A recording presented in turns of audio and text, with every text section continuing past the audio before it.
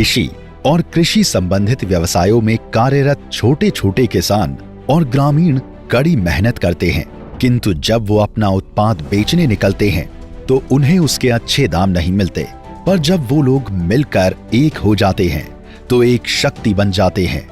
एक सहकारी शक्ति। भारत सरकार ने सहकारी समितियों द्वारा कुछ विशिष्ट कार्यकलापों से होने वाली आमदनी पर आयकर अधिनियम की धारा 80(p) के अंतर्गत आयकर से छूट दी है। ये समितियां हैं ऋण देने वाली सहकारी समितियां,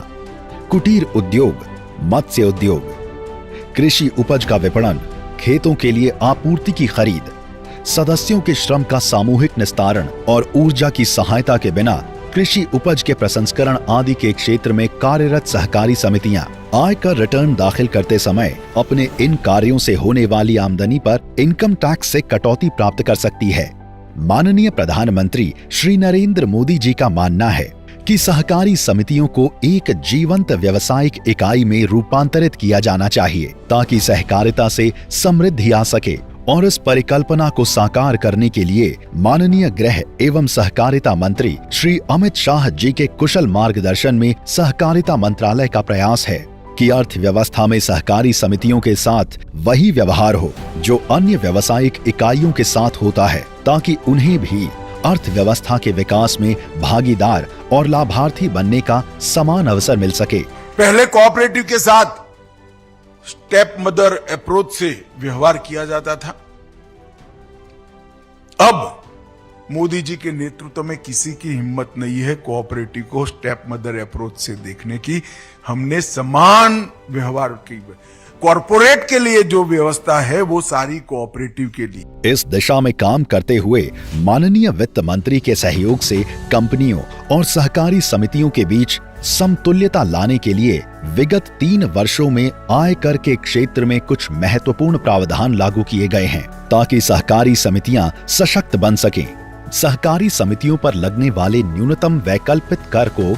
18.5% से घटाकर कंपनियों के बराबर 15% करना, सरचार्ज को 12% से घटाकर 7% करना, पैक्स और प्राथमिक सहकारी कृषि और ग्रामीण विकास बैंकों द्वारा नकद जमा और नकद ऋण की उच्चतर सीमा को बढ़ाकर 2 लाख रुपए प्रति सदस्य करना, 1 अप्रैल 2023 या उसके बाद बनी और 31 मार्च 2024 तक विनिर्माण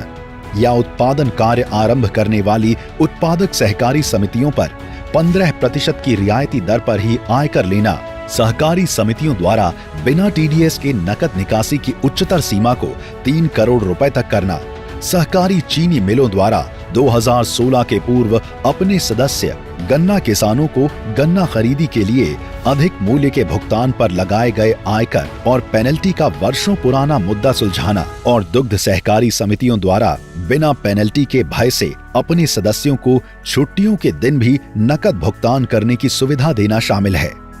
अब आगे मैन्युफैक्चरिंग करने वाली नई सहकारी समितियों को कम टैक्स रेट का फायदा मिले। सहकारी समितियों द्वारा 3 करोड़ रुपए तक की नगद निकासी पर टीडीएस नहीं लगेगा। सालों से आयकर के कानून में हमें अन्याय होता था, कंपनी के साथ हमारी समानता नहीं थी। प्रधानमंत्री जी ने एक ही झटके में सारी असमानताओं दूर कर कंपनी के साथ कोऑपरेटिव को एक समान दर्जा दिया है। इससे